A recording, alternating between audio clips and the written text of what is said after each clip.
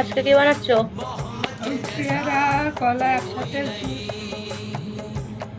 আমি আগে থেকে মিক্সার করে নিয়েছি। কি এটা? পেয়ারা আর কলা, চিনি পাউডার, অল্প একটু লবণ দিতে হবে।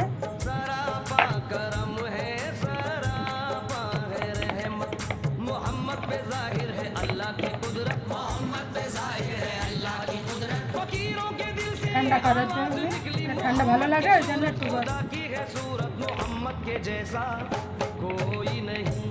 বরফ তুলে দিলেও দিতে পারে, না দিলেও না দিতে পারে।